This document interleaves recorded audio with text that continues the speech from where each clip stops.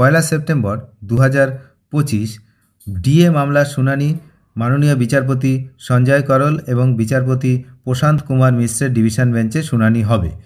এবং এই মামলার একটি গুরুত্বপূর্ণ বিষয় হচ্ছে প্রধান বিচারপতি এবং 5 বিচারপতির একটি বেঞ্চও উপস্থিত থাকবে বলে জানা গেছে, যা মামলার গুরুত্বকে আরও বাড়িয়ে তুলেছে।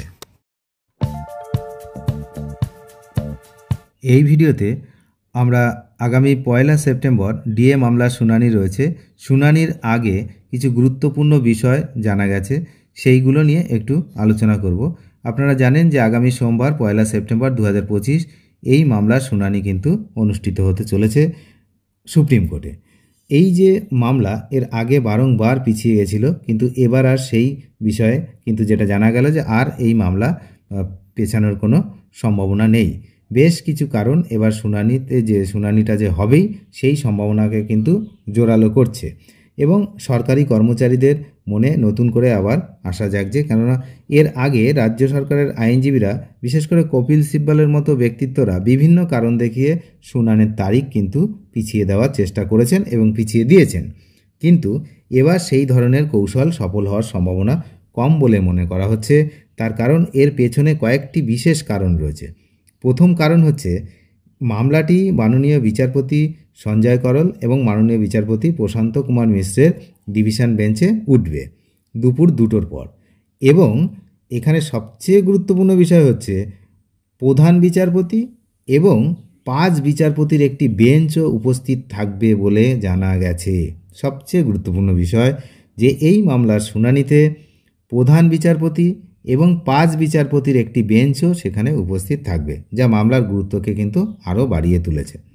এর আগে দেখা গেছে সাংবিধানিক বেঞ্চের অন্যান্য গুরুত্বপূর্ণ মামলার কারণে ডিএ মামলার শুনানি পিছিয়ে গেছে, কিন্তু আগামী পয়লা সেপ্টেম্বর সুপ্রিম কোর্টে এমন কোনো সাংবিধানিক বেঞ্চে মামলা তালিকাভুক্ত নেই, যা প্রধান বিচারপতি এবং অন্যান্য বিচারপতিদের ব্যস্ত রাখতে পারে।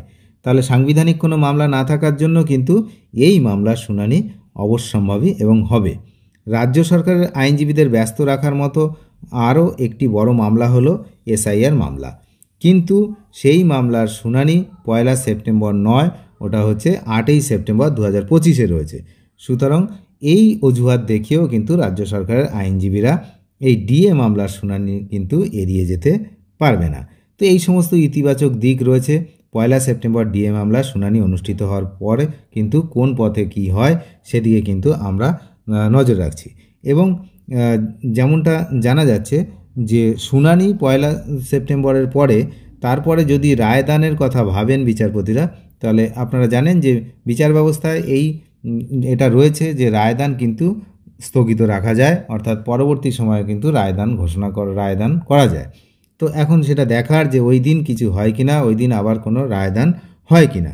কারণ একবার এই রায় কিন্তু হয়েছিল, আপনারা জানেন 25% বকেয়া ডিএ দেওয়ার জন্য রায় দিয়েছিলেন সুপ্রিম কোর্ট, সেই রায় কিন্তু মানেনি। সেই যে 3টে কন্টেম্প্ট মামলা, সেই 3টে মামলাও কিন্তু ওই দিনই তার বিচার হবে, অর্থাৎ ওখানেই কিন্তু শুনানি হবে 3টে কন্টেম্প্ট মামলারও। আপনারা জানেন যে মেন মামলার সঙ্গে 3টে কন্টেম্প্ট মামলা রয়েছে এবং একই দিনে সেই শুনানিগুলো হবে। সুতরাং কিছুটা হলেও পজিটিভ দিক আমরা দেখতে পাচ্ছি। এখন যত সময় না অর্ডার কপি আসে এবং অর্ডার হয়, ডিএর টাকা পাওয়া যায়, তত সময় কারোরই শান্তি নেই। অনেক ধন্যবাদ শেষ পর্যন্ত দেখার জন্য। চ্যানেলে যারা নতুন অবশ্যই চ্যানেলটিকে সাবস্ক্রাইব করে সঙ্গে থাকবেন। Thank you.